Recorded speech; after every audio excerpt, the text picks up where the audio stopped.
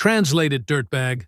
Let's see what you're worth. Grant Wexler's laugh sliced through the boardroom as he hurled the thick Chinese contract at Nia Brooks. The pages struck her janitor's cart and slid across the marble to her feet. "Tell you what," he said, loud enough for the executives on speaker to hear, "translate this entire contract correctly, and I'll hand you $1 million myself." A few chuckled. The room went still, all eyes on her. A security guard shifted by the door, blocking the exit. Grant stepped closer, cologne sharp in the air, certain the woman in a cleaning uniform would fold under pressure. He didn't know she could read every word, or that a single buried clause could collapse everything he'd built. Before continuing, comment where in the world you are watching from and make sure to subscribe, because tomorrow's story is one you can't miss. The executive floor gleamed under harsh fluorescent lights as Nia Brooks guided her cleaning cart down the empty hallway. Her footsteps echoed against marble floors that reflected a row of stern CEO portraits, all men in expensive suits with practiced smiles. Security Supervisor Hank Doyle stood at his post, radio clipped to his belt. His eyes narrowed as Nia approached the checkpoint. She'd cleaned this floor hundreds of times, but tonight felt different. The air crackled with tension. "Badge," Hank demanded, holding out his hand. Nia unclipped her ID from her uniform. He made a show of examining it, turning it over slowly before scanning it once, twice. "She's clear." "For now," he reported into his radio, emphasizing the last words. Through the glass walls of the conference room, Nia could see frantic movement. CEO Grant Wexler paced in his tailored suit, gesturing sharply. CFO Daphne Klein sat rigid in her chair, perfectly manicured nails drumming against the polished table. General Counsel Elliot Park shuffled through papers, his usual composure cracking. "What do you mean we can't proceed?" Grant's voice carried through the glass. "The board is waiting on this call." "The translation service is backed up," Elliot explained, tugging at his collar. "They can't get to it until morning." "Morning?" Daphne's voice rose. "The Asian market's open in 3 hours. We need this done now." Nia kept her head down, methodically moving her mop across the floor. The executives ignored her presence entirely, until Grant's eyes landed on her uniform. A cruel smile spread across his face. "Hey, cleaning lady!" he called out, making Nia pause. "Come in here." Hank stepped forward. "Sir, she's not authorized." "I'm authorizing it," Grant cut him off. "Bring her in." Nia felt every eye in the room on her as she entered. The conference room reeked of expensive cologne and desperation. Grant stood at the head of the table, next to a massive screen showing a waiting video conference. "What's your name?" he asked, though her badge was clearly visible. "Nia Brooks, sir." "Well, Nia." Grant's tone dripped with condescension. "How would you like to make some real money tonight? Not just—" He waved dismissively at her cart. "Whatever they pay for that." Daphne shifted uncomfortably. Elliot's expression remained carefully blank. "I have a proposition for you," Grant continued, warming to his audience. "Translate this Chinese contract and I'll give you $1 million. He laughed, clearly expecting others to join in. A few nervous chuckles rippled through the room. Nia studied the document on the table. Her heart pounded, but her voice remained steady. The first clause states that any relationship adjustment, which is actually a termination clause in disguise, triggers an automatic penalty of 50 million yuan. The laughter died instantly. Grant's smile froze. The second page outlines a payment schedule that would drain company accounts through deliberately mistranslated terms, Nia continued. And there's a reference to a side letter that isn't included here, one that appears to contain additional binding terms. Dead silence filled the room. Grant's jaw had gone slack. Daphne stared at Nia like she'd just performed a magic trick. Elliot frantically scribbled notes. A voice crackled from the video screen. "Did she say termination penalty?" Stop the call. Stop it now! Elliot scrambled to pause the board meeting, while Daphne leaned forward.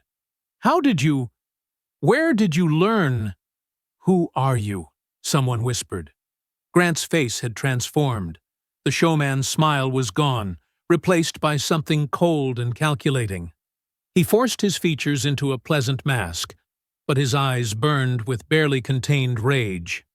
Well, he said smoothly, this is unexpected. We'll certainly need to discuss appropriate compensation for your assistance. The word assistance carried a weight of threat. Nia felt Hank move closer behind her, his presence like a shadow at her back. The security supervisor's hand rested meaningfully on his radio, ready to call for backup at Grant's signal. Thank you, Nia said quietly. Would you like me to continue with the translation?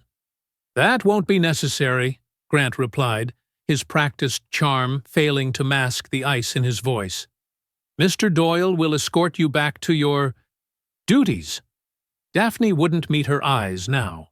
Elliot busied himself with his papers. The room had shifted from shocked silence to active dismissal, as though trying to erase the last 5 minutes. The click of Hank's boots against marble echoed as he moved to Nia's side. This way, he ordered gruffly. As Nia turned to leave, she caught her reflection in the glass wall, small against the towering windows, but standing straight. Behind her, Grant's face promised consequences, his fingers drumming against the contract she'd just exposed. The heavy conference room door swung shut behind them. Hank's hand clamped down on Nia's shoulder, steering her back toward her cart. The executive floor stretched before them, silent except for their footsteps and the distant hum of the building's ventilation system. The marble hallway felt colder now. Nia gripped her mop handle, trying to return to her routine, but Grant Wexler's polished shoes appeared in her path. Behind him, Daphne Klein studied her phone with sudden intensity, refusing to look up. Nia, Grant's voice carried down the corridor, theatrical and warm. I want to properly thank you for your help tonight. He gestured expansively, performing gratitude for the small crowd of executives filtering out of the conference room. That could have been quite the situation. Fluorescent lights cast harsh shadows across his face. His smile didn't reach his eyes. Just doing my job, sir, Nia replied quietly, keeping her voice neutral. About that. Grant stepped closer, lowering his voice. Let's discuss appropriate compensation. He pulled out his wallet, thick with credit cards. I'm thinking a $500 bonus should cover it. Nia's hands tightened on the mop handle. $500, not $1 million. Not even close. That's very generous, she said carefully. It is, isn't it? Grant's tone sharpened. Especially for someone who shouldn't have been in that room in the first place. He leaned in, cologne overwhelming. I suggest you forget what you saw in that contract. Some things aren't meant for everyone's eyes. Understood? Behind him, Daphne's perfectly manicured nails tapped faster against her phone screen. The CFO's shoulders were tense, but she remained silent. Yes, sir, Nia replied. I understand perfectly. Grant's smile widened, satisfied by her apparent submission.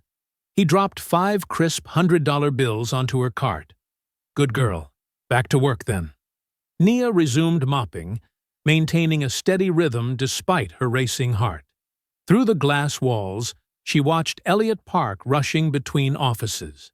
The general counsel gathered papers with frantic energy, clutching the Chinese contract like it might burst into flames. Heavy footsteps shadowed her movements. Hank Doyle had positioned himself at the end of the hallway, radio crackling with static. Just following protocol, he called out when she glanced his way. But his hand rested on his security badge, a subtle reminder of his authority to restrict her access. The service elevator dinged. Malik Raines stepped out, pushing his maintenance cart. His eyes met Nia's briefly as he passed. Cameras up here get reviewed real creative-like, he murmured, just loud enough for her to hear. Footage has a way of showing what they want it to show. Nia kept mopping, processing his warning. The executive floor's security cameras would become their weapons, not her protection. When her shift ended, she headed to the basement locker room. The familiar scent of industrial cleaner couldn't mask her unease. Her locker door hung slightly open, though she distinctly remembered closing it. Inside, her small notebook had been moved. The pages where she'd jotted down key phrases from the contract were creased differently now. Someone had been through her things, erasing as they went. Her phone buzzed with a new company-wide email from HR reminding all staff of updated confidentiality and security protocols. Effective immediately, janitorial and maintenance employees were restricted from accessing executive floors during meetings, with no exceptions, and badge permissions would be adjusted accordingly in the interest of overall security. The timestamp was 11:47 p.m. They weren't wasting any time rewriting the narrative. By midnight, Nia sat at her small kitchen table, a fresh notebook open before her. Her apartment was quiet except for the hum of the ancient refrigerator and distant traffic. The $500 bills lay untouched beside her, Grant's insult made tangible. She began writing, her pen moving steadily across the paper. The Mandarin characters took shape from memory. The hidden termination clause, the penalty triggers, the reference to that missing side letter. Her translation certification hadn't come easily. Years of study with her elderly neighbor Mrs. Liu, drinking tea and practicing characters until her hand cramped. The contract's true meaning couldn't be buried under security protocols and convenient reinterpretations, not while she could still write these words. A siren wailed somewhere in the city. Nia kept writing, filling page after page with evidence they thought they could erase. Her small table didn't gleam like the executive conference room's polished surface. Her chair wasn't leather, but truth didn't need marble floors to stand on. She wrote every character she remembered, every clause that had made Grant's smile freeze. They might control the building's cameras and badge readers, they might search her locker and restrict her access, but they couldn't erase what she knew. The kitchen clock ticked toward 1 a.m. Nia's hand moved steadily across the paper, each stroke a quiet act of defiance. They expected her to disappear back into invisibility, to accept $500 and forget what she'd seen. She wrote another line of characters, another piece of proof. Let them try to bury this. Let them think their protocols and power plays would be enough. She had survived worse than Grant Wexler's threats and Hank Doyle's surveillance. The truth was, there in black ink, in 2 languages, waiting to be heard. The morning sun hadn't fully risen when Nia pushed open the door of Mason's diner. The bell chimed softly, mixing with the clatter of plates and smell of coffee. Pastor Laverne Price sat in her usual booth, both hands wrapped around a steaming mug. "Child, you look like you haven't slept," Pastor Laverne said, as Nia slid into the cracked vinyl seat. "Maybe 2 hours." Nia managed a tired smile. "But I needed to talk to you before my shift." A waitress appeared with a coffee pot. Nia nodded gratefully as the dark liquid filled her cup. The diner was half empty, mostly regulars who worked early shifts like her. The gentle murmur of conversations and scraping forks created a bubble of privacy. "Tell me everything," Pastor Laverne said, her eyes sharp despite the early hour. "Start with how you learned to read Chinese contracts in the first place." Nia added sugar to her coffee, stirring slowly. "Remember Mrs. Liu? She lived in the apartment below mine about 8 years ago. Sweet lady. Always had candies for the children after Sunday service. She got sick that winter. Her family was all back in China, and the building manager kept forgetting to fix her heating." Nia's spoon clinked against the cup. "I started checking on her every evening, bringing soup, helping with her medication schedule." Pastor Laverne nodded. "I remember you missing choir practice those months. She couldn't sleep well at night because of her cough, so we'd sit at her kitchen table drinking tea. She'd spread out Chinese newspapers and teach me characters. Nia smiled at the memory. Said if I was going to visit every night, I might as well learn something useful. That's where it started. Mrs. Liu made it like a game. We'd translate articles together. Business news, mostly. She used to work in international trade before retiring. Nia's voice softened.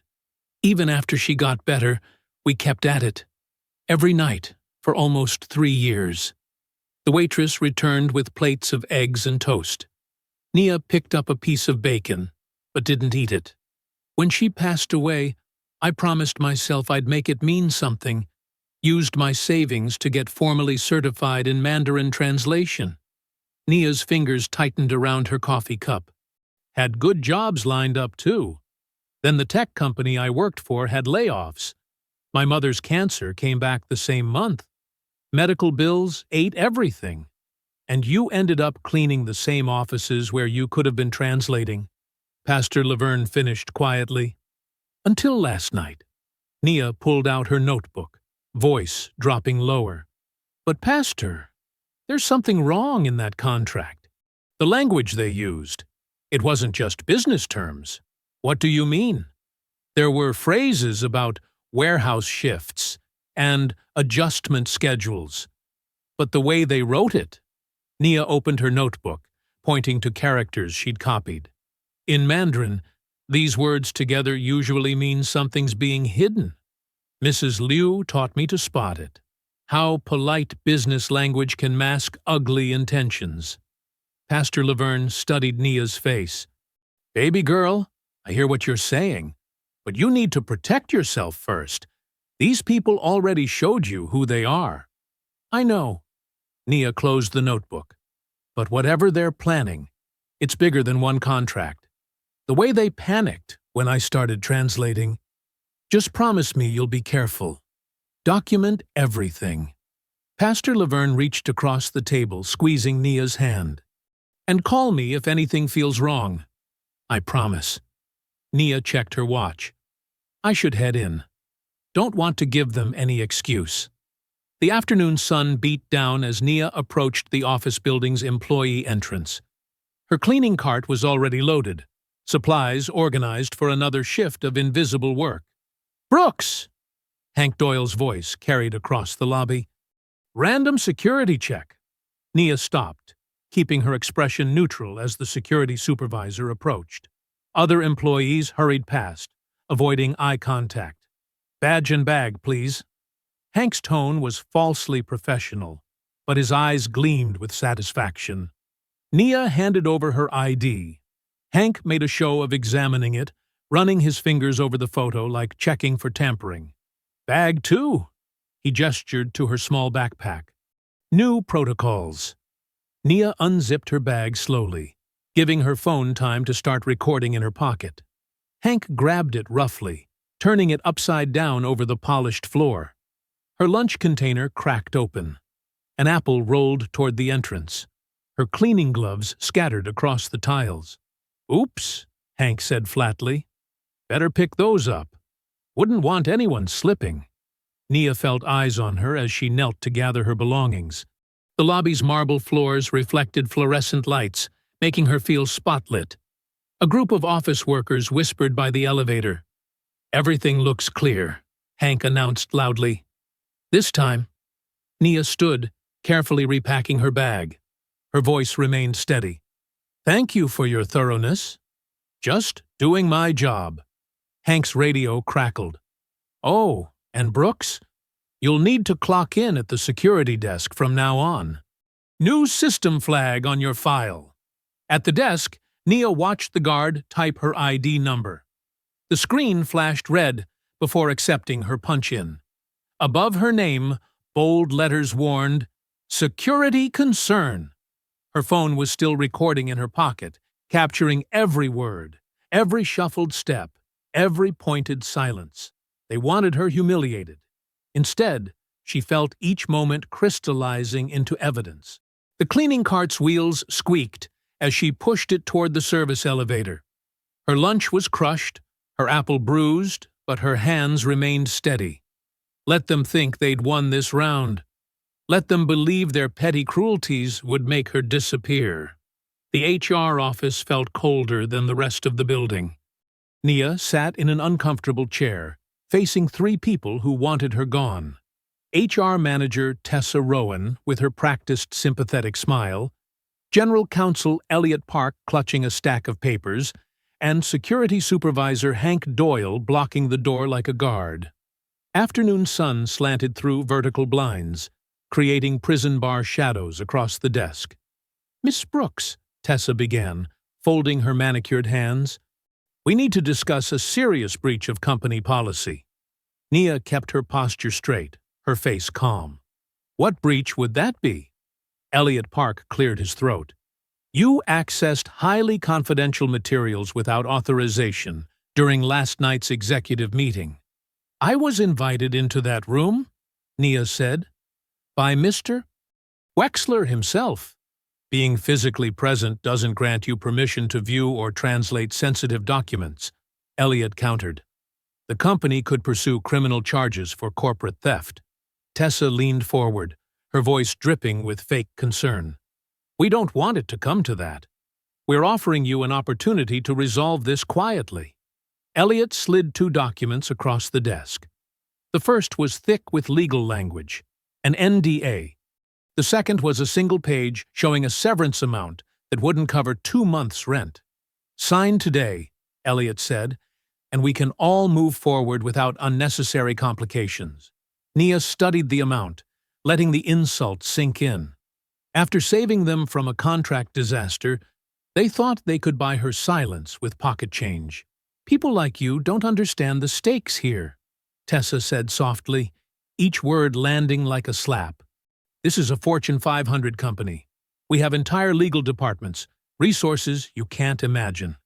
"I understand perfectly," Nia replied, "but I'll need time to review these documents with my attorney." Hank pushed off from the wall, his boots heavy on the carpet. "The building has cameras everywhere, Brooks. Security footage can tell all kinds of stories." "Is that a threat, Mr. Doyle?" "Just explaining how things work." He grinned. "How they've always worked. I'd like a copy of my personnel file," Nia said, turning back to Tessa. "It's my legal right to request it." Tessa's smile tightened.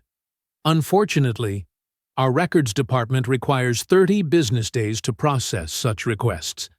And given the current situation, any file access would need special security clearance." "I see." Nia gathered her bag, careful not to let her hands shake.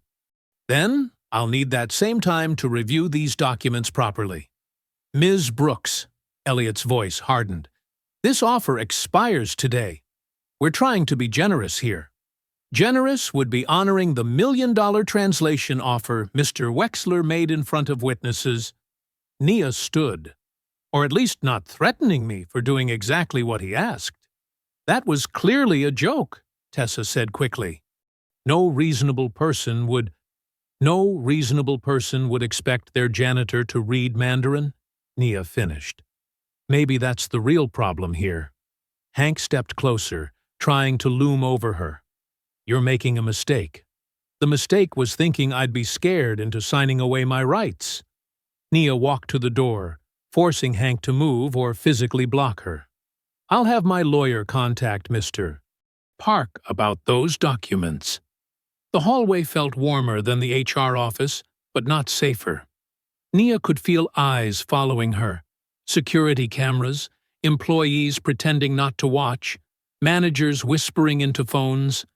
The building itself seemed to be closing in, its polished surfaces hiding traps. Malik appeared as she rounded a corner, pretending to check a thermostat. He pressed a folded paper into her hand as they passed. "Service tunnels," he muttered. "Security sweeps every 2 hours. Next one's at 4. Nia slipped the paper into her pocket without breaking stride. She'd learned long ago that the best way to move through hostile spaces was to act like you belonged there, even when they were trying to erase you. She reached the main lobby, its marble floors gleaming like ice. Movement caught her eye. Grant Wexler on the second-floor balcony watching her exit. His stance was casual, hands in his pockets, but his eyes were cold and calculating. He looked like a man deciding exactly how much force it would take to break something. Nia met his gaze for one steady moment. Let him see that she wasn't running, wasn't cowering. Let him wonder why. The lobby doors opened onto afternoon heat, the city's noise washing over her like a wave. Behind her, the glass tower reflected sunlight like a blade. She could feel Grant still watching, still planning, still assuming she would eventually break under pressure. But pressure wasn't new to Nia. She'd spent years being underestimated, overlooked, pushed into corners. They thought that making her invisible meant making her powerless. They were wrong. She touched the folded map in her pocket. Malik's gift of maintenance corridors and blind spots in the surveillance. In her bag, her phone still held the recording of Hank's threats from that morning. And in her mind, she held every word of that contract, every clause that made them panic when she started translating. The sidewalk was crowded with people rushing to somewhere important. Nia joined their flow, just another worker heading home. But her mind was already mapping out what came next, what evidence she needed, what truths they couldn't bury under NDAs and security footage. Above her, Grant's silhouette remained on the balcony, a dark shape against glass and steel. The maintenance corridor thrummed with the building's mechanical heartbeat. Pipes hissed steam above their heads, and the fluorescent lights cast harsh shadows as Nia followed Malik through the maze-like passage. Their footsteps echoed against concrete walls, mixing with the distant whir of industrial air handlers. "Security does sweeps every 2 hours," Malik whispered, checking his watch. "We've got maybe 15 minutes before the next round." Nia nodded, staying close as they navigated past electrical panels and supply closets. The air grew warmer as they climbed, the building's infrastructure exposed like veins beneath skin. This was the hidden circulatory system that kept the glass tower alive, a world most executives never saw. "Here." Malik stopped at a metal door, swiping his maintenance badge. "Executive floor printer station is through there. Shift change means minimal staff for the next few minutes." The door clicked open to reveal a narrow service hall. Unlike the rough maintenance corridors, this space had carpet and painted walls, a transition zone between the building's facade and its guts. Malik gestured to a recessed alcove housing a large printer setup. "I'll watch the entrance," he said. "Make it quick." Nia moved to the printer, her heart pounding. The machine's display showed recent jobs, mostly mundane reports and meeting agendas. But there, 3 items back: draft, agreement, supplemental. She pulled out her phone, hands steady despite her racing pulse. The first page emerged showing familiar Mandarin characters. Nia photographed it quickly, then the next. On the 3rd page, she found what she needed: a reference to the missing side letter, and a vendor name written in precise shorthand. Footsteps echoed from the main corridor. A radio crackled. "Sweep starting on 4, a voice announced. Hank's voice. Malik appeared at her side, grabbing her arm. "Supply closet. Now!" They slipped inside, just as flashlight beams swept the hallway. Through the thin door, Nia could hear multiple sets of boots and the metallic click of radio transmissions. "Check the printer logs," Hank ordered. "And all the access panels." Nia held her breath, pressing deeper into the darkness between shelves of cleaning supplies. The vendor name from the draft burned in her mind. She'd seen that particular character combination before. It followed a pattern used by shell companies to obscure ownership through translation. A hand tried the closet door. Locked. Footsteps moved past. "Clear on this section," someone reported. "Moving to West Wing." They waited 2 more minutes before Malik eased the door open. The hallway was empty, but they could hear the security team in the distance. "We need to move," he whispered. "Your badge should still work on the service exit." They retraced their steps through the maintenance corridor, moving as quietly as possible. At the final security door, Nia swiped her badge.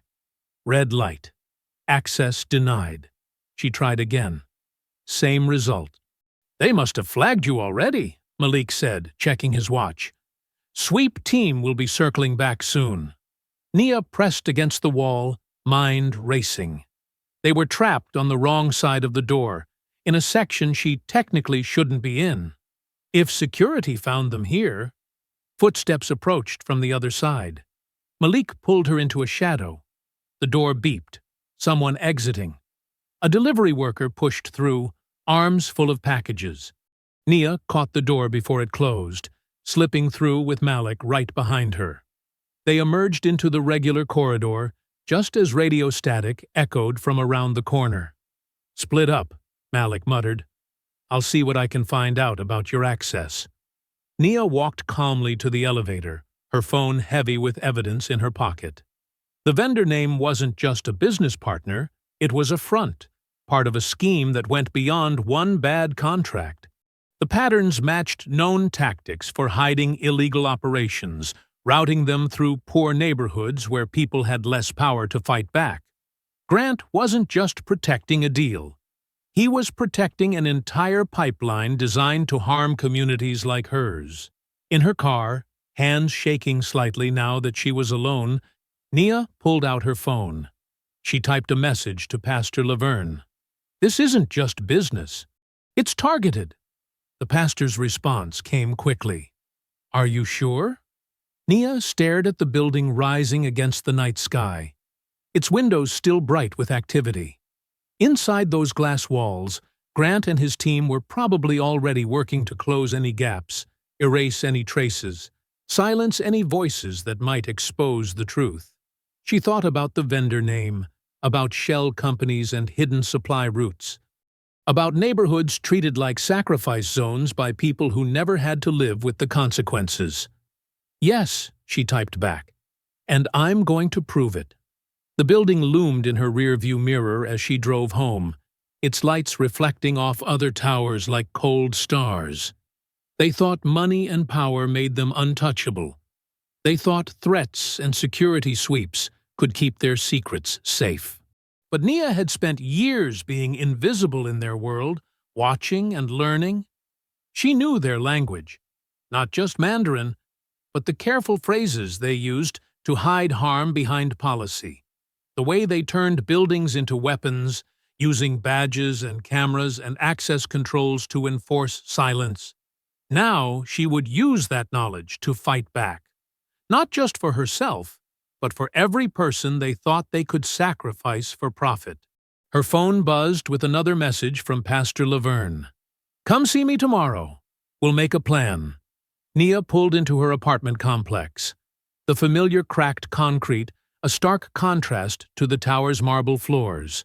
Tonight, she would translate every character she'd photographed, mapping the connections they tried to hide in language barriers and legal walls. The lobby time clock display blinked 5:58 a.m. as Nia swiped her badge. Instead of her usual schedule, a red message flashed, "Schedule update. See supervisor." Her stomach tightened. After yesterday's maintenance corridor incident, she'd expected retaliation, but the speed of it still caught her off guard. Hank Doyle emerged from the security office, clipboard in hand and satisfaction darkening his face. "Schedule change, Brooks. Operational needs." He emphasized the words like they were bullets. "You're reassigned to public restrooms, all floors." The assignment was calculated humiliation. Public bathrooms meant constant exposure, harder cleaning, and the most demeaning work they could find. It was punishment wrapped in procedure. "I need you to sign this acknowledgement," Hank continued, holding out a form. "And we'll be conducting random spot checks of your cleaning supplies." New protocol. Nia signed without argument, her face carefully neutral. She'd learned long ago not to give men like Hank the reaction they craved. "Oh, and Brooks," Hank called as she turned to leave. "Make sure you stay in your assigned areas. Security cameras are watching." The threat hung in the air as Nia collected her cart. The lobby's marble floors reflected morning light, making everything look polished and professional. But underneath that shine, she could feel the building's machinery shifting to crush her. Throughout the morning, Hank's random checks found her like clockwork. Every hour, he or one of his officers would appear, demanding to inspect her cart or verify her location. Other employees hurried past, avoiding eye contact. During her first break, Nia sat alone in the staff room, translating the vendor name she'd photographed. The characters followed a pattern she recognized, using formal business terms to obscure ownership. Cross-referencing it with shipping schedules mentioned in the contract revealed a pattern: late-night deliveries, always through specific access points. "Hey!" Malik's voice was barely above a whisper as he passed her table. "Loading bay, 10 minutes." The loading bay hummed with industrial fans when Nia arrived. Malik stood between stacked pallets, checking his phone with practiced casualness. "Those shipments you asked about?" he said quietly. "They come through here every Thursday night. No regular manifest, special handling instructions. Always rerouted through the warehouse on Martin Luther King Boulevard, Nia's neighborhood, where property values were low and complaints rarely made it past local news. Security's tight those nights," Malik continued. "But something's off. The wait listings don't match what we see, and the paperwork's always rushed through." A door opened somewhere, and they separated quickly. Nia returned to her cart, pulling out her phone. She'd saved the number for Renee Caldwell, an employment attorney recommended by Pastor Laverne. Her fingers hovered over the keypad before pressing call. "Caldwell Legal Services," a crisp voice answered. "I need to speak with Renee Caldwell about workplace retaliation," Nia said, "and possibly corporate fraud. Ms. Caldwell has an opening at 7:40 this evening. Will that work?" "Yes," Nia confirmed, watching Hank patrol past with his ever-present clipboard. The rest of her shift unfolded like an exercise in endurance. Co-workers who'd once shared lunch breaks now found reasons to leave when she entered the break room. An HR memo circulated about legal sensitivity and limiting non-essential communication with certain staff members. Evening brought a corporate event to the upper floors. Music and laughter drifted down as executives and clients celebrated something Nia would never be invited to understand. She scrubbed bathroom tiles while designer shoes clicked past, their owners looking through her like she was part of the fixtures. Grant's voice carried from the hallway, warm with practiced charm. "The partnership represents our commitment to global excellence." Nia's hands kept moving, steady and mechanical, as she thought about what excellence meant to men like Grant. How many communities would pay the price for his global vision? How many people would be treated as invisible, disposable, erasable? At 7:15, she clocked out under Hank's watchful gaze. Her back ached from hours of scrubbing, but her mind was sharp as she drove to Renee Caldwell's office. The law office occupied a modest building downtown, its lights still bright against the darkening sky.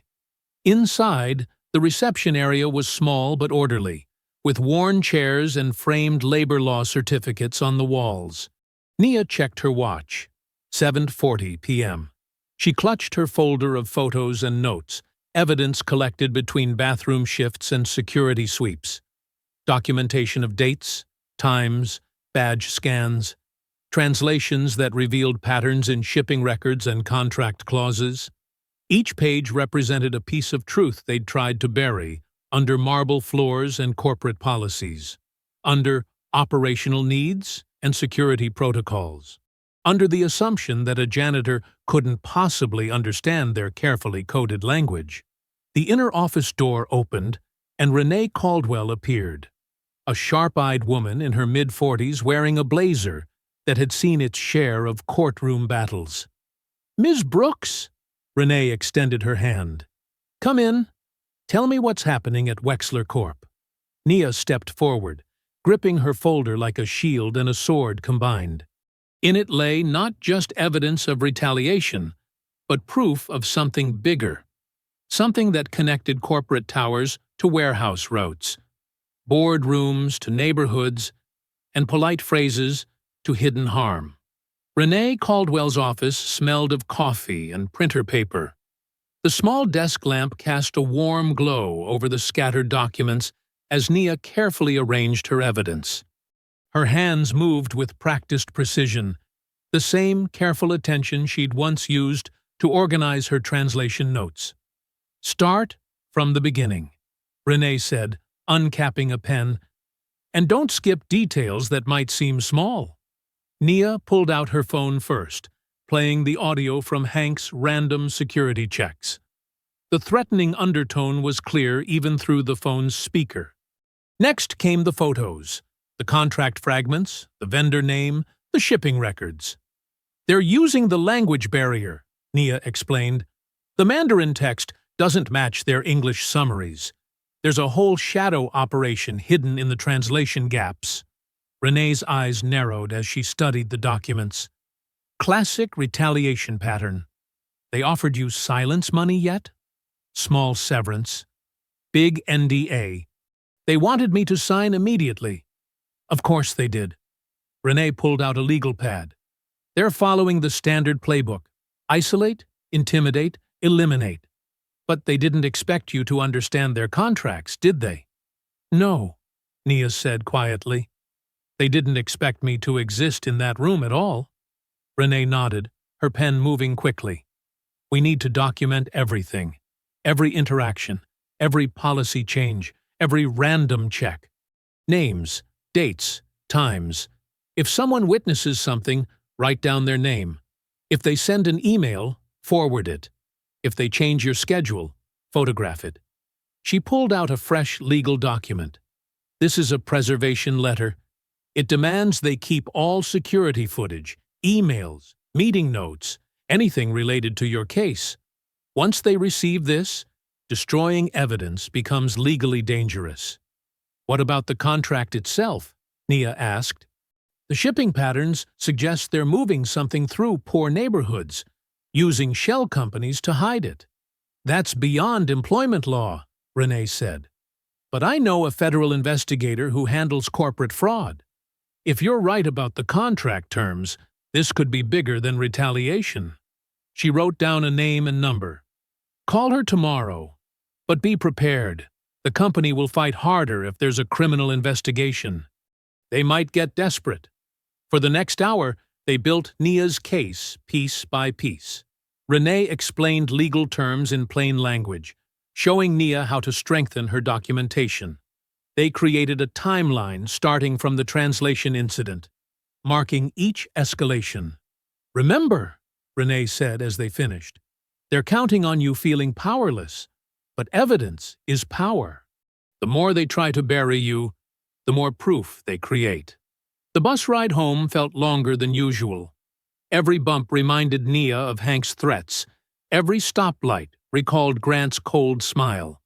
The city outside the window blurred into patterns of light and shadow, like the dual meanings hidden in those contract phrases. In her small apartment, Nia cleared her kitchen table. She created separate folders with clear labels: contract, security, HR, deliveries. Each document went into its proper place, each incident recorded with time and date. The organization calmed her mind, gave structure to the chaos they'd tried to drown her in. But sleep came fitfully. She dreamed of marble floors that turned to quicksand, of security cameras that blinked like predator eyes, of contracts written in ink that kept changing color. The next morning, Nia arrived 45 minutes early. The lobby was still quiet. The cleaning crew's shift change not yet started. She noticed the bulletin board first, a fresh memo posted in the center, its white paper almost glowing under the fluorescent lights. Notice: unauthorized translations of company documents are strictly prohibited. Violations will result in immediate disciplinary action. Nia's phone made a soft click as she photographed the memo. The timestamp read 6:15 a.m. She forwarded it to Renee immediately, adding it to her growing evidence file. The time clock beeped as she swiped in. Her schedule still showed bathroom duty, still marked her as a security concern. But now each restriction felt less like a wall and more like a breadcrumb trail, leading straight to their desperation. The supply closet door was stuck again. Nia pushed it with her shoulder, trying to force the old lock open. That's when she heard Hank's footsteps behind her, deliberate and heavy. "Having trouble, Brooks?" His voice carried that false concern that always preceded a threat. He moved closer, using his bulk to trap her between the door and the wall. "Just getting supplies," Nia said evenly, her phone still in her pocket, still recording. Hank's smile spread slow and ugly across his face. "You like paperwork now, don't you? All those little notes you're keeping?" He leaned in, dropping his voice. "We can bury you in it. Incident reports, security violations, performance reviews. By the time we're done, you'll need a truck just to carry your file." Nia kept her expression neutral, but her mind was already categorizing his words, filing them away as evidence. Each threat was another brick in the wall of their own destruction.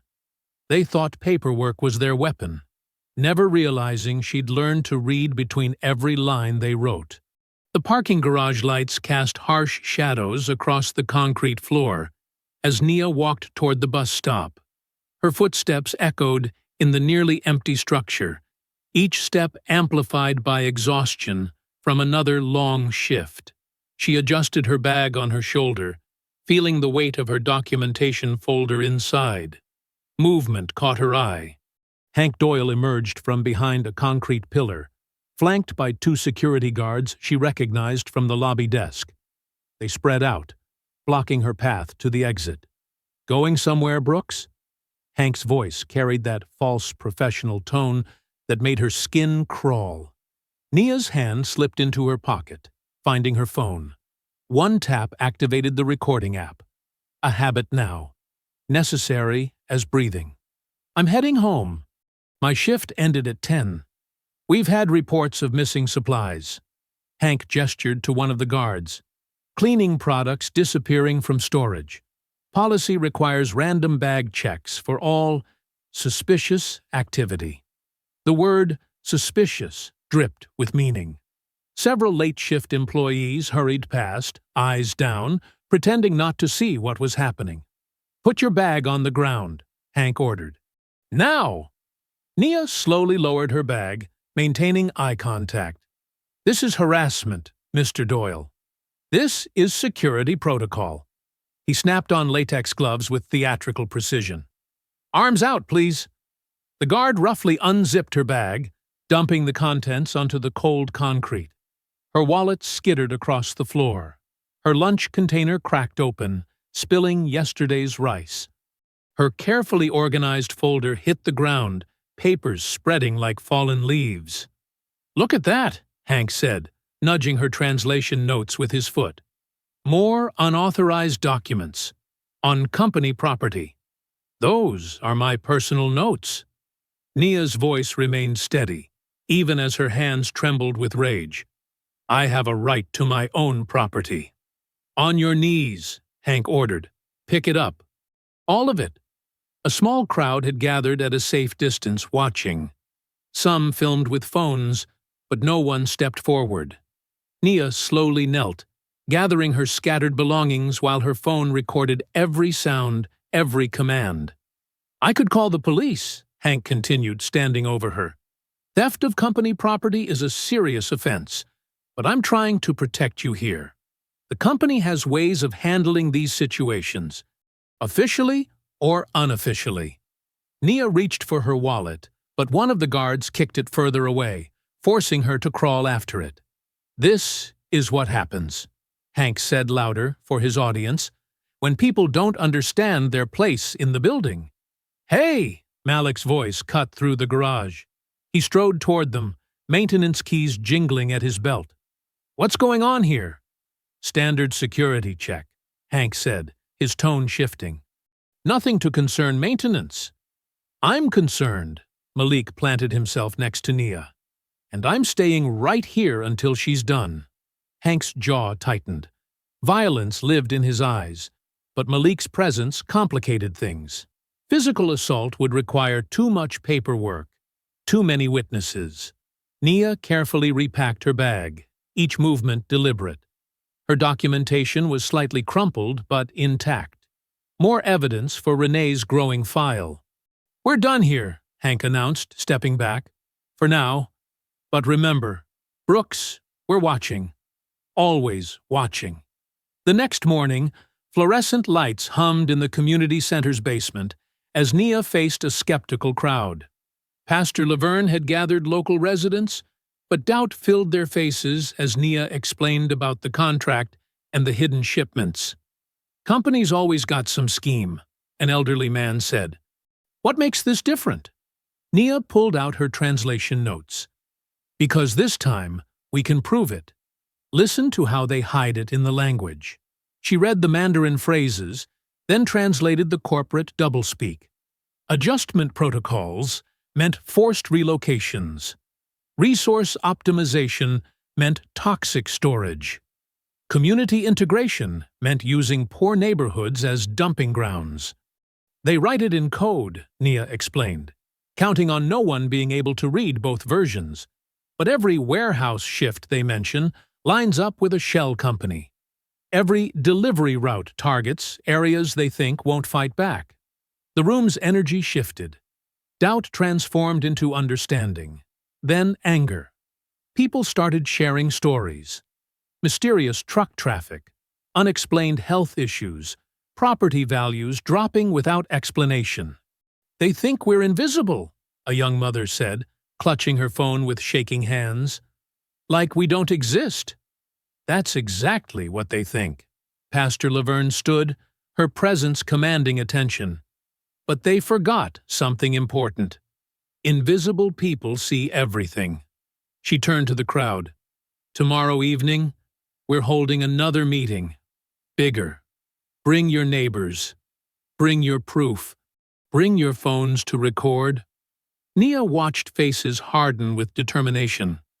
The same determination she'd felt in that marble-floored conference room when Grant had tried to turn her into a joke. But she wasn't laughing now, and neither was her community. Her phone buzzed, a message from Renee about the preservation letter. The legal wheels were turning, but now something larger was moving too. Every person in this room represented another crack in the company's facade, another witness to their pattern of abuse. They'd tried to bury her in paper and protocol, to drown her in their corporate machinery, but they'd forgotten that machines could be understood, documented, exposed. Each threat created new evidence. Each intimidation tactic strengthened their case. The fight was growing beyond her job now, beyond one contract or one translation. It was becoming something they couldn't control with security badges or NDAs. The truth, finally spoken in every necessary language. Malik's keys jingled softly as he led Nia through the narrow service stairwell. The emergency lights cast a sickly green glow, making shadows dance across the concrete walls. Their footsteps, no matter how careful, echoed in the confined space. "Security team changes in 15 minutes, Malik whispered, checking his watch. "Third-floor printer queue is right above IT. That's where they dump overflow from executive floors." Nia nodded, her phone ready in her pocket. "How long before the next sweep?" "Maybe 10 minutes. They're trying new patterns to catch you." Malik paused at a heavy metal door, listening. "But Hank's team is predictable. Always starts from the top floor. Works down." The door creaked as they entered a dimly lit hallway. Empty cubicles stretched into darkness, the only light coming from humming monitors and blinking printer status lights. The air smelled of toner and stale coffee. "There." Malik pointed to a large printer station near the far wall. "That one connects to the executive network."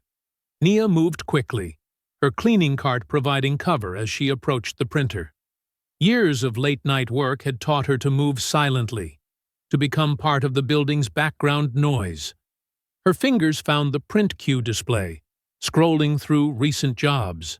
The screen flickered with corporate templates and meeting notes, but then Chinese characters caught her eye. An email header, partially truncated. Below it, an attachment name that made her pulse quicken. She raised her phone, careful to avoid flash, and captured several angles of the screen. The Mandarin file name contained a familiar pattern, the same coded language from the contract, but with new elements. References to adjustment protocols and what looked like coordinates. A sharp click echoed through the floor. Fluorescent lights snapped on at the far end of the office. "Brooks!" Hank's voice boomed. "I know you're up here." Malik reacted instantly, shoving a maintenance cart across the aisle to block sight lines. Nia ducked low, following him behind a utility door as footsteps approached. The closet was tiny, packed with cleaning supplies and electrical panels. She held her breath, feeling her heart hammer against her ribs. But her mind stayed focused. She repeated the Mandarin file name in her head over and over, burning it into memory. Each character was a puzzle piece, connecting the contract to whatever they were hiding in those warehouses. Radio static crackled nearby. "East side clear," a guard reported. "Moving to central offices." "Check every closet," Hank ordered. "She's not supposed to be on this floor." Malik pressed his ear to the door, then held up 3 fingers. 2, 1. He eased it open, just as heavy boots rounded the corner behind them. They slipped into the hallway, moving quick and quiet toward the service elevator. "Loading bay," Malik whispered. They never watch it properly during shift change. They emerged into the cavernous loading area just as a delivery truck backed up to the dock, its beeping providing cover for their footsteps. A security guard turned the corner behind them, but Nia was already moving through a group of workers unloading boxes. She kept her face down, blending with the routine chaos of evening deliveries. Nia's hands shook as she checked her phone, making sure the photos had saved. The file name was clear enough to read, proof that whatever operation they were running, it connected directly to the executive floor. "Go," Malik urged, gesturing toward the side exit. "Community's waiting." Nia hurried through the evening air, her comfortable shoes carrying her quickly down familiar streets. The church hall lights glowed ahead, and she could see people filing in, carrying phones and papers. Some held children's hands, others clutched medical bills or property records. Pastor Laverne stood at the entrance, greeting each person by name. Her eyes widened when she saw Nia's face. "You okay, child? You're breathing hard." "Had to take the long way," Nia managed, trying to slow her racing heart. She refused to let fear show on her face. These were her neighbors, her community. They deserved steady strength, not panic. Inside, the church hall hummed with worried conversation. Folding chairs filled with faces she recognized from bus stops and corner stores. A mother from her building bounced a fussy baby. The elderly man who ran the hardware store sat near the front, frowning at a stack of invoices. Malik slipped in behind her, nodding encouragement. He'd risked his job to help her gather evidence. They all risked something, just by being here. Nia walked to the front of the room, her phone heavy in her hand. The screen still showed the damning photos. Corporate documents that proved what everyone had suspected but couldn't prove. Her fingers had memorized the shape of those Mandarin characters, each one a key to unlocking the company's true plans. The crowd gradually fell silent, waiting. Pastor Laverne stepped aside, giving Nia the floor. 100 eyes fixed on her, some doubtful, some hopeful, all hungry for truth. Nia raised her phone like a torch against darkness, her voice carried to every corner of the hall, steady despite her racing pulse. "They're moving something through our neighborhood." The words hung in the air, heavy with promise and threat. She had proof now. Digital breadcrumbs leading straight to the executive floor. But more importantly, she had witnesses, people who refused to be invisible in their own community. Each person in this room was another crack in the company's facade, another voice ready to speak truth to power. The night air had grown cool by the time people filed out of the church hall. Car doors slammed and voices faded as neighbors headed home, carrying both worry and new determination. Nia stood on the steps beside Pastor Laverne, watching the last stragglers disappear into darkness. "You did good in there," Pastor Laverne said, wrapping her cardigan tighter. "Made it real for them. Made it personal." Nia nodded, still processing the energy in that room. The way understanding had spread like wildfire once she explained the contract's hidden meanings. Her phone buzzed in her pocket, an unknown number lighting up the screen. "Nia Brooks?" a deep voice asked when she answered. "This is federal investigator Jonah Briggs. Renee Caldwell gave me your contact information." Pastor Laverne squeezed Nia's arm, stepping closer to listen. "Yes, that's me," Nia said, keeping her voice steady despite her racing pulse. "I've reviewed the preliminary materials Ms. Caldwell sent over. The translation discrepancies, the pattern of retaliation, the vendor documentation. It's compelling. I'd like to meet first thing tomorrow morning." Nia glanced at Pastor Laverne, who nodded encouragement. "What time?" 8 a.m., Federal Building downtown. Bring any additional evidence you've gathered. Based on what I'm seeing, we could be looking at both employment retaliation and corporate fraud charges. The word charges hung in the air like a promise. For the first time since the contract incident, hope felt tangible, something she could almost grasp. "I'll be there," Nia said. After ending the call, she turned to Pastor Laverne. "Federal investigator wants to meet tomorrow."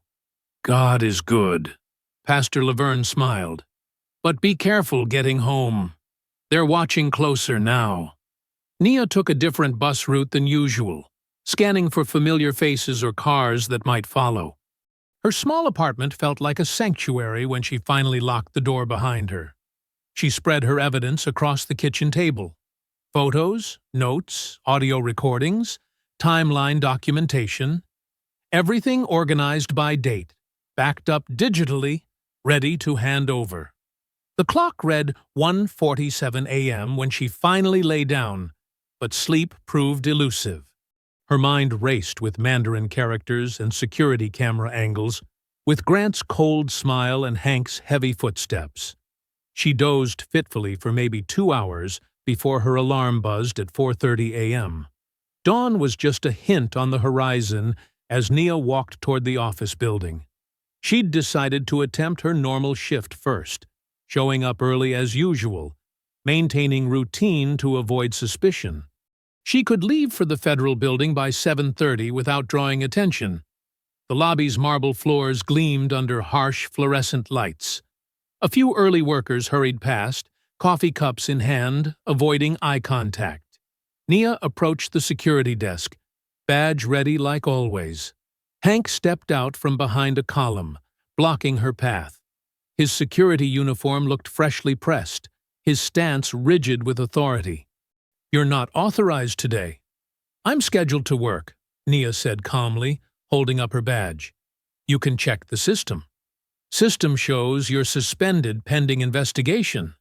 Hank's voice carried across the lobby, drawing stares. "You need to leave the premises immediately." Nia took a deep breath, remembering Renee's advice about staying professional. "I haven't received any suspension notice. I'd like to speak with HR." "Not happening." Hank moved closer, hand on his radio. "Exit now, or I'll have to treat this as trespassing."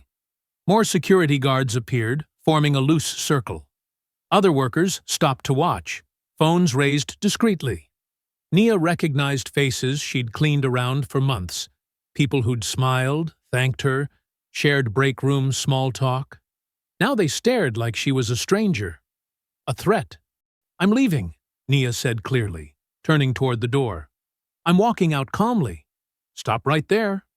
Hank's radio crackled. Police are already en route.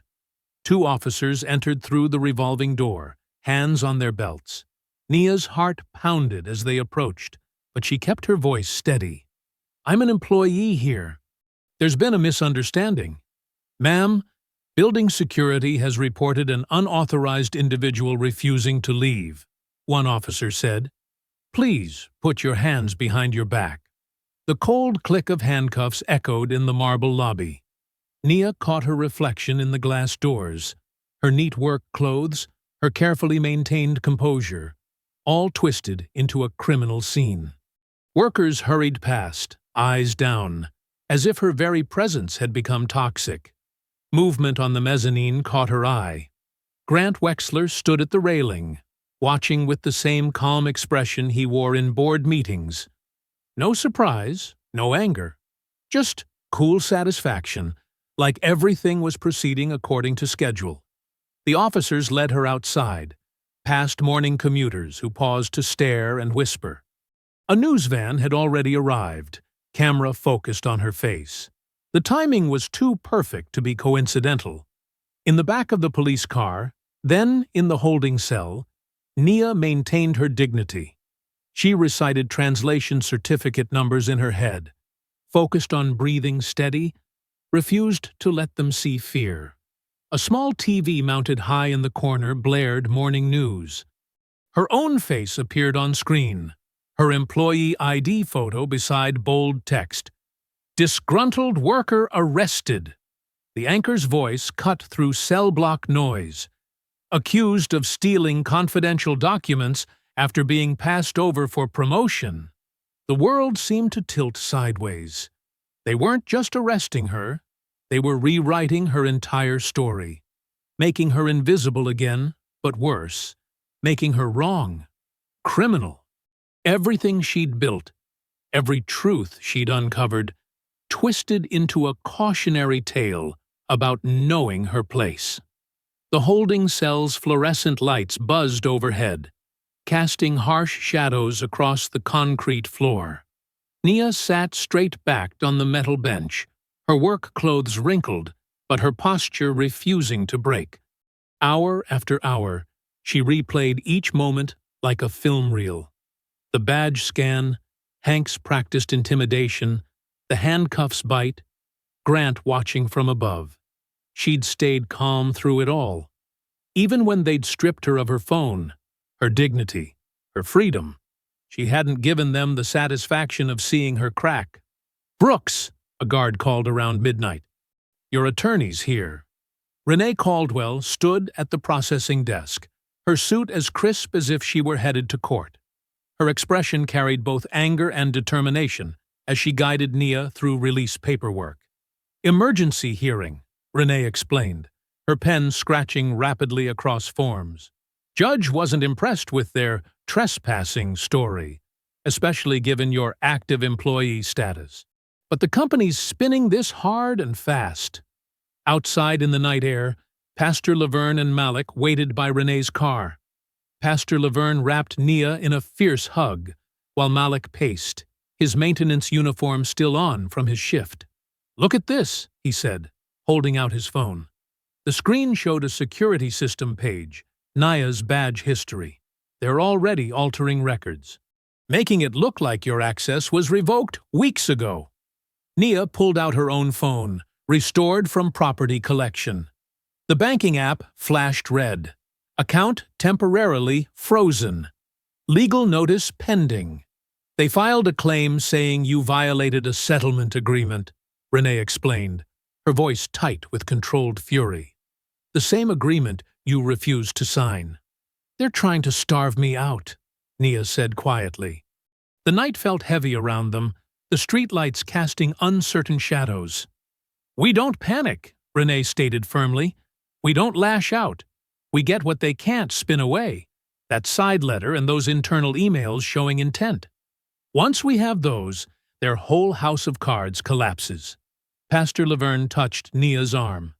I made some calls while you were inside. Remember my friend from the Interfaith Council? The one who works with international adoption agencies? She paused. She knows someone we need to meet. Mei Lin Zhao. Malik looked up from his phone. The translator? The one who exposed that tech company's contract fraud last year? The same, Pastor Laverne nodded. She specializes in legal accuracy certification. If she validates your translation under oath, they can't dismiss you as confused or mistaken. Her reputation carries weight. Nia remembered reading about Mei Lin's testimony in that tech case, how she'd methodically dismantled attempts to hide predatory terms behind language barriers. The company's stock had plummeted when the truth emerged. They'll try to discredit her too, Renee warned. Grant's already got his paid expert contradicting your translation. But Mei Lin's credentials are bulletproof, Pastor Laverne countered. 20 years of court certification, international recognition, a reputation for refusing bribes. She's exactly what we need. Malik checked his phone again, cursing softly. They're scrubbing the security footage from this morning. I can see the deletion logs happening in real time. Document everything, Renee instructed. Every changed record, every lost file. It all shows pattern and intent. Nia stood silent for a moment, feeling the weight of the past 24 hours in her bones. The holding cell had left her stiff, but her mind remained sharp. She thought of Grant's smirk when she'd first translated the contract, his certainty that she'd never dare challenge him. She thought of Hank's practiced intimidation, designed to make her small. She thought of all the invisible workers who'd been erased before her. I stayed calm, she said finally, when they handcuffed me, when they marched me out like a criminal, when they tried to make me ashamed. She looked at each of her allies in turn. I stayed calm because I know what I read in that contract. I know what they're hiding, and I know exactly who I am. Pastor Laverne squeezed her hand. And who is that child?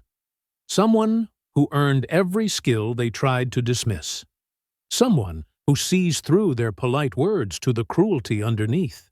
Nia's voice grew stronger. Someone who won't disappear just because they find me inconvenient.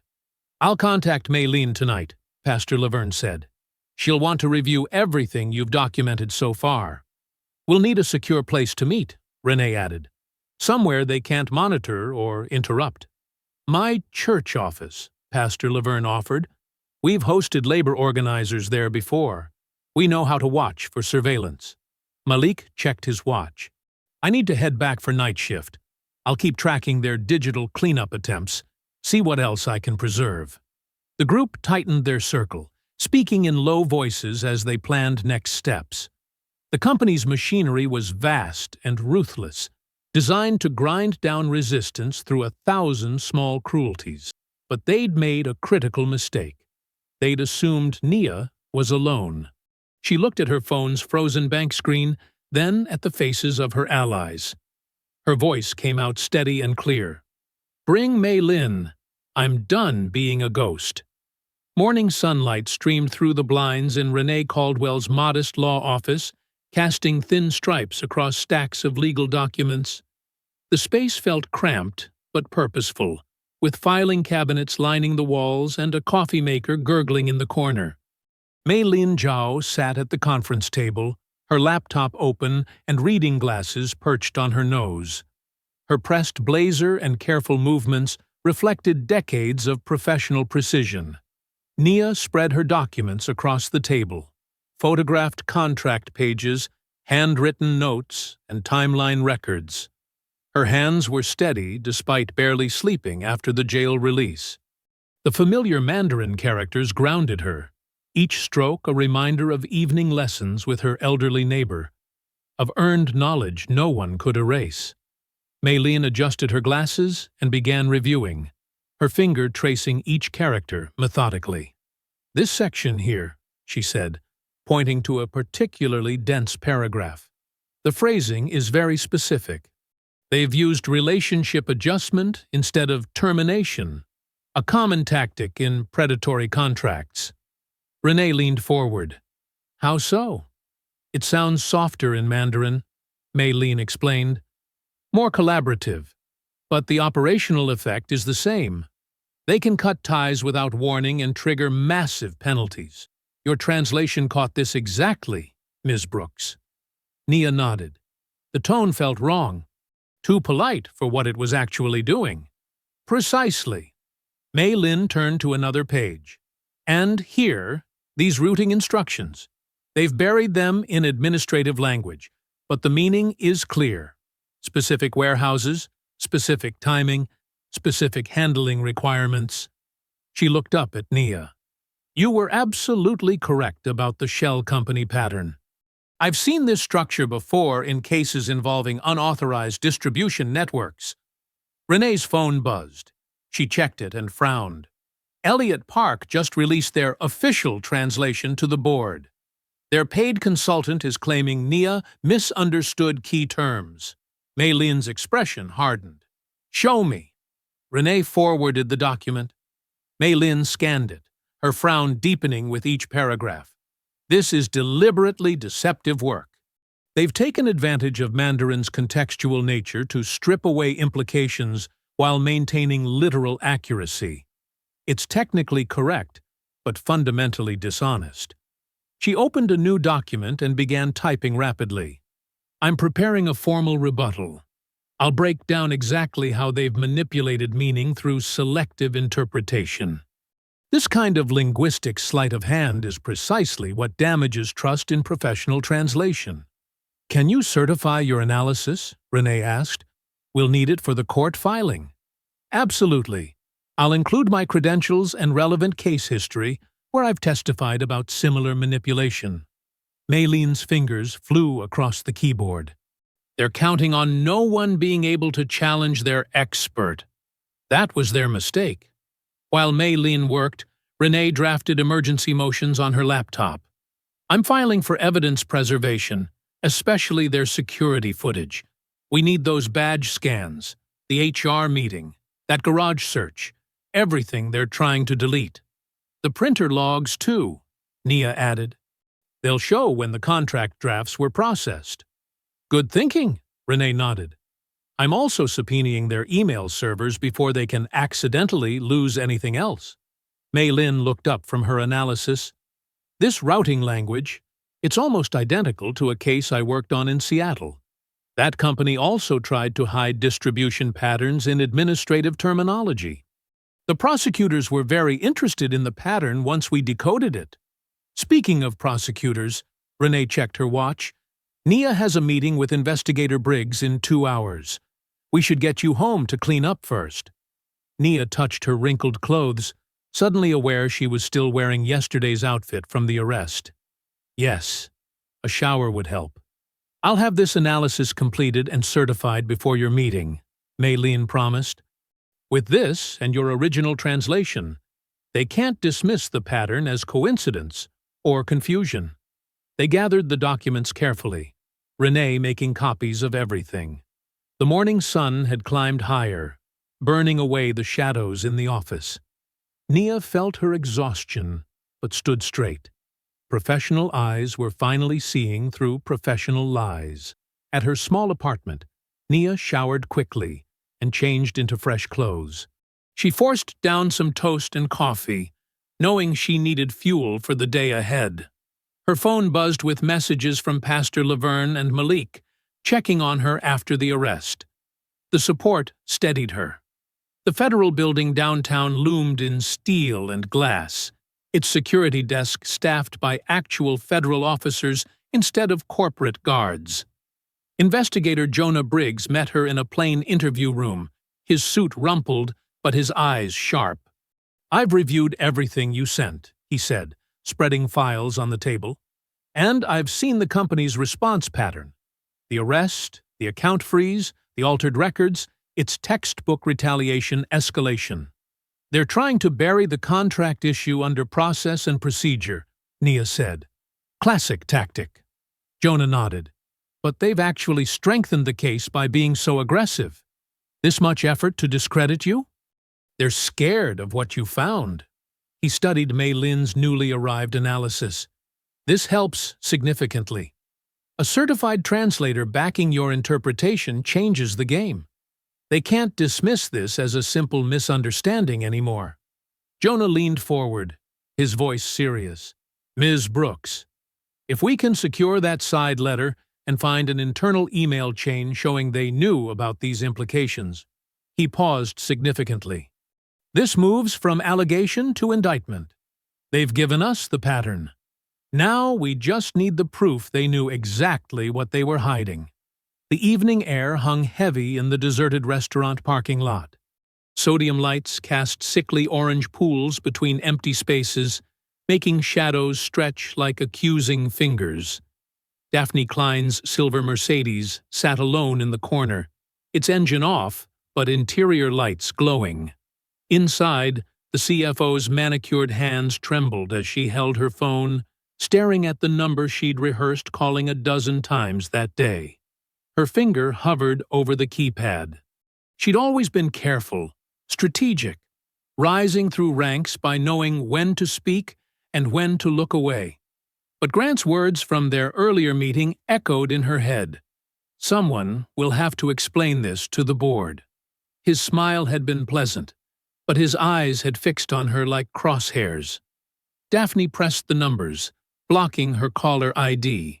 Each ring felt like a hammer against her carefully constructed world. Caldwell Legal Services, Renee's voice answered, professional but guarded. I need to talk about Grant Wexler, Daphne said, her polished tone cracking. About the contract and what's really happening. Silence stretched for 3 seconds. Who am I speaking with?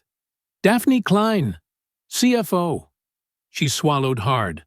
Grant's going to make me take the fall when this collapses. He's already moving pieces, reassigning my staff, redirecting my access, isolating me from key meetings. Why should I believe you're actually Daphne Klein? Because I know where the side letter is. Daphne's voice shook. And I know what Grant told us to do with the shipping records. Across the parking lot, hidden behind a restaurant dumpster, Nia Brooks stood with Malik Raines, watching the Mercedes through the gathering darkness. Renee had positioned them there before taking the call, ensuring multiple witnesses, but maintaining safe distance. The side letter exists? Renee's voice remained measured. In a private legal folder, encrypted. Daphne's composure cracked further. Grant made us create special documentation protocols, separate from normal channels. He said it was for competitive security. But really, it was to hide the pattern, Renee finished. Yes, Daphne's breath hitched. I won't meet inside the building. He has people watching everything. But I have copies, digital files, the letter, emails, instructions about sanitizing language. What do you want in exchange? Protection. The word came out raw. When this breaks, I need assurance I won't be the only one facing consequences. I'll give a statement. Full cooperation. But I need it in writing that my assistance will be considered. Renee's tone remained steady. I'll need to verify the documents first. Then we can discuss terms for witness cooperation. I understand. Daphne's fingers drummed against her steering wheel. I can transfer the files now, but you have to promise. Promise they won't trace it back to me until I'm protected. Send them through the secure link I'm texting you. We'll review them with our translator present. In their hiding spot, Nia and Malik watched Daphne's silhouette bend over what looked like a laptop. Minutes crawled by. Nia's phone buzzed softly. Renee forwarding the incoming files. The first document opened. The side letter. Dense, with Mandarin text. Nia began reading, her whispered translation carrying to Malik. Regarding special handling procedures for Category C shipments. They're using formal business terms, but the subtext is clear. Look, this section about alternate routing and documentation adjustments. They're describing how to move products through shell companies without raising flags. More files arrived, email chains, meeting notes, tracking logs. In one message, Grant wrote, "Ensure all language is appropriately sanitized before distribution. Certain shipments must remain outside standard logging protocols." "Jesus," Malik breathed. Nia kept translating, her voice steady despite the growing weight of what they were uncovering. The Mandarin sections revealed layers of meaning. Innocent phrases that, properly understood, outlined a deliberate scheme to bypass regulations and conceal distribution patterns. In her car, Daphne had begun to cry. Quiet, controlled sobs that shook her shoulders. "I told myself it was just business," she said into the phone. "Just numbers on spreadsheets. But when I saw which neighborhoods they routed through, those are real families. Real children." "We'll need you to put that in your statement," Renee replied. "The human impact matters." "I'll write it now. Everything I know. Everyone involved." Daphne wiped her eyes, smearing expensive mascara. "Grant can't. He can't just erase people who get in his way anymore." Nia finished reviewing the last document, her translation confirming what they'd suspected. A coordinated effort to hide harmful practices behind language barriers and corporate paperwork. Renee's voice carried clearly through the phone. "This isn't just your case now. This is everyone's." The parking lot felt different now, the shadows no longer threatening but revealing, the silence no longer empty but full of turning points. In her car, Daphne began typing her statement, each word a brick pulled from the wall of her former loyalty. Near the dumpster, Nia and Malik stood witness to power shifting in real time, while through the phone, Renee prepared to transform evidence into justice. The courthouse hallway gleamed under fluorescent lights, its marble floors almost as pristine as the executive suite where this all began. Nia Brooks stood straight-backed beside Renee Caldwell, her attorney's presence a steady anchor against the morning's tension. Mei Lin Zhao reviewed translation notes one final time, while investigator Jonah Briggs leaned against a wall, his federal badge catching occasional glints of light. The elevator chimed, and Grant Wexler emerged with a fleet of corporate lawyers. Their shoes clicked against marble in perfect rhythm, expensive suits and practiced smiles creating a wall of confidence. Grant's own smile seemed carved from ice, perfect, cold, and entirely artificial. "Remember," Renee murmured to Nia, "let them throw their first punch. They'll be expecting fear." Inside the courtroom, Grant's legal team went straight for character assassination. Their lead attorney, Richard Morton, stood with theatrical concern. "Your Honor, Ms. Brooks repeatedly accessed restricted areas without authorization," Morton declared. "She manipulated a casual comment about translation into baseless accusations. This is, quite simply, an attempt to extract money through fabricated claims." Nia kept her face neutral, though her hands tightened slightly in her lap. She watched Grant lean back, so certain of his script. Renee rose slowly, deliberately. "Interesting interpretation," she said. "Let's discuss unauthorized access." She played the audio from Nia's personnel file, her original badge approval for all floors. Then she displayed time-stamped screenshots showing how those permissions were altered after the contract incident. "They didn't restrict her access because she was unauthorized," Renee stated. "They restricted it because she understood too much." Morton tried to interrupt, but Renee was already cueing the garage audio. Hank Doyle's voice filled the courtroom. "Pick it up. All of it. Let's see how you like cleaning on your knees." Several board members shifted uncomfortably. The judge's expression darkened. "This wasn't about security," Renee continued. "This was about punishment. And why? Because Ms. Brooks could read something they needed translated." Mei Lin Zhao took the stand next, her credentials impeccable. She walked through the contract passages, explaining how Nia's translation captured crucial context that the company's paid consultant had deliberately softened.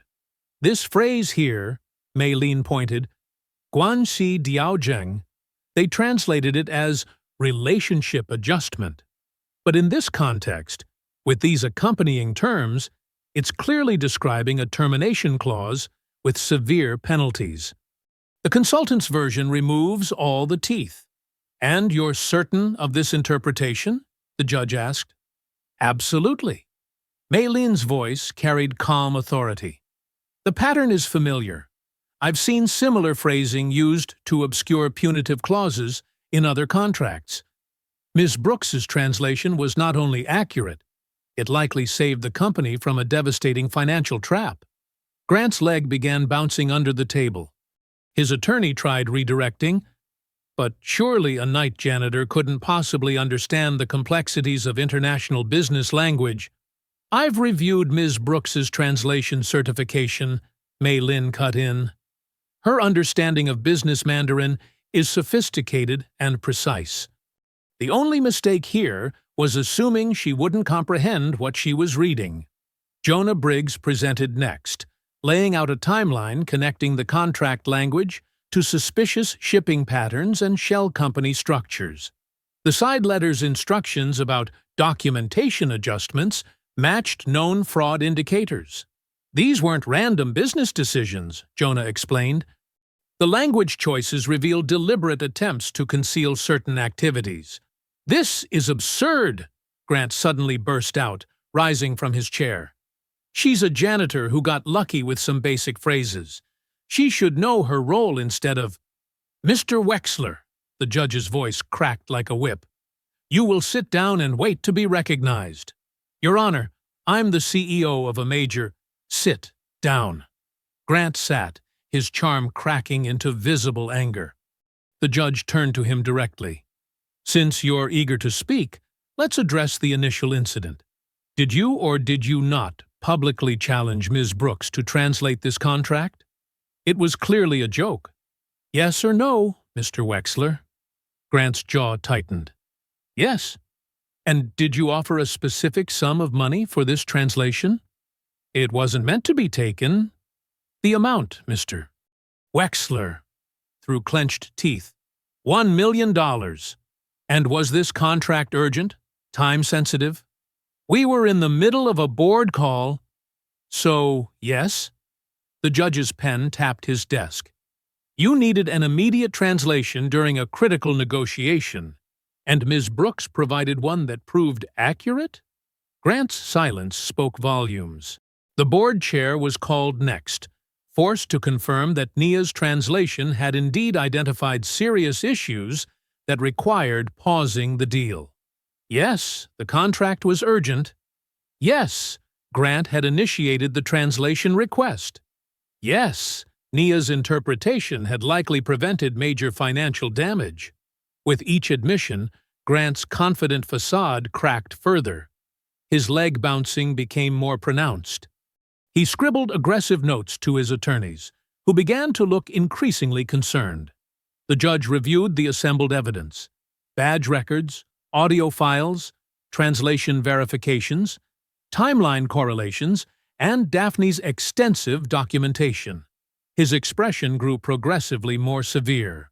"This court is ordering expanded subpoenas for all communications related to this contract and its implementation," he announced. "Furthermore, given the evidence of potential criminal activity, I am referring these materials to federal prosecutors for review." Grant's pen snapped in his hand, leaving an ink stain like a bruise on his pristine notepad. His smile, that practiced, powerful smile that had launched careers and crushed opposition, finally shattered completely. The boardroom looked different now. Sunlight streamed through the wall of windows, reflecting off the polished table where Grant Wexler's nameplate once commanded attention. Two security officers stood by the door, not to intimidate Nia Brooks, but to escort Grant when he arrived to face the board's decision. Nia sat quietly in a chair she'd once cleaned around, watching faces she'd previously only seen in passing. The interim CEO, Barbara Halloway, shuffled papers with deliberate care. The board members spoke in hushed tones, their usual confidence replaced by grim determination. The door opened, Grant strode in wearing his trademark smile, though it wavered at the edges. He'd lost weight in recent weeks, his suit hanging slightly loose around the shoulders. His eyes darted to Nia, then away, as if her presence was a glitch in his reality. "Mr. Wexler," Barbara began, her voice steady. "The board has concluded its emergency review. Given the evidence presented and the ongoing federal investigation, we are exercising our authority to remove you from your position, effective immediately." Grant's smile crystallized into something brittle. "This is absurd." One disgruntled, "Your badge and company devices," Barbara continued, gesturing to a waiting HR representative. "The security team will escort you to clear your office. You can't possibly—" "We can, and we are." The board chair's voice cut through Grant's protest. "The federal investigators have expanded their case beyond the contract fraud. The pattern of retaliation, the falsified security logs, the targeted harassment, it's all documented now." Down the hall, Hank Doyle was simultaneously being informed of his termination. His personnel file now included evidence of unlawful searches, manipulated access records, and coordinated intimidation. His law enforcement background couldn't shield him from his own recorded threats. Grant stood, straightening his jacket with trembling hands. "You're making a mistake. Everything I did was for this company's benefit, including targeting a qualified translator who tried to prevent us from signing a toxic contract." Barbara's words landed like precise cuts. "Including orchestrating her arrest to cover up broader fraud? She was just a janitor who saved this company millions by identifying hidden penalties," the board chair interrupted. "Who documented systematic retaliation? Who proved that language skills matter more than job titles?" He shuffled papers. "The U.S. Attorney's Office seems particularly interested in your emails about adjusting certain shipping records." The security officers stepped forward. Grant's face flushed deep red as they approached. The same officers who had once followed his orders to intimidate Nia. "This way, Mr. Wexler," one said firmly. After Grant was escorted out, Barbara turned to Nia. "The settlement agreement is finalized. Full reinstatement if you want it, though I understand you have other plans. Public apology on record. Policy overhaul under third-party compliance monitoring." She allowed herself a small smile. "And of course, the financial settlement matching the original $1 million bet, plus damages." Nia nodded, thinking of the community center where Pastor Laverne was already preparing space for the new scholarship program. The funds would support language training, legal education, and worker rights advocacy. Not just a single victory, but a permanent pipeline for change. "We'd like to retain you as a consulting translator," Barbara added. "Your skills are clearly valuable to this company." "I'll consider it," Nia replied carefully, "after the scholarship program is established." Mei Lin Zhao had already agreed to help structure the language certification courses, offering expertise without taking control. "Your vision," she'd told Nia. "I'm just here to amplify it." Renee would oversee the legal components, turning her battle experience into practical training.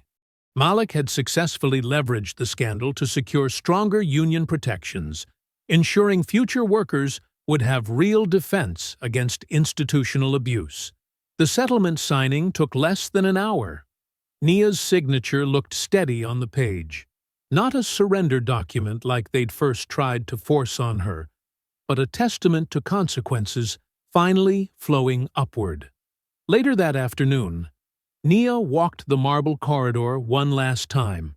Her footsteps echoed differently now. No cart to push, no forced silence to maintain. The folder in her hands read "Scholarship Winners," its weight full of possibility rather than burden. She passed the supply closet where Hank had once cornered her, now just another door. The security desk where her badge had been scrutinized stood empty during shift change.